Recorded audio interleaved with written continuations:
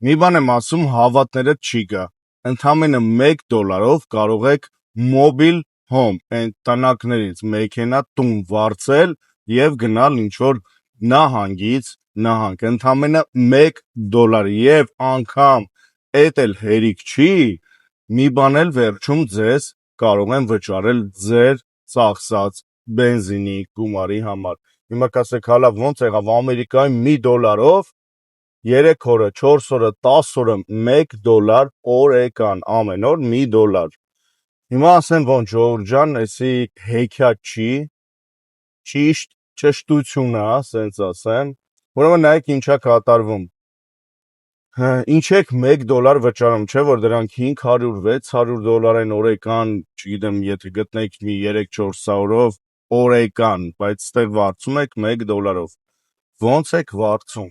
Ուրեմն հատուկ սայթ կա, եթե կուզենաք, կոմենտներում գրեք վարձել բառը, ես ձեզ կուղարկեմ այդ սայթը։ Ուրեմն ինչ սայթ է սա։ Դուք իրանց համար դուրս է գալի, որ մեքենան օրինակի համար Կալիֆոռնիայից, Լոս Անջելեսից տանում եք, օրինակ Սան Ֆրանցիսկո, տանում եք Վաշինգտոն, Նյու Յորք, այնտեղ ամեն ինչը կա, որտեղ ուզում եք գնաք դուք, օրերով դնում եք,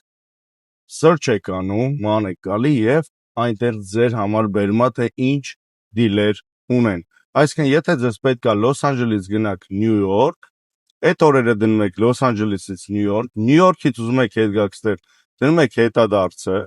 այդ մեքենան ստեղից վերցնում եք, ձեզ տալիս են 10 օր ժամանակ, մոտավորապես Նյու Յորքի համար $1000 էլ վճարում են բենզինի գումարը։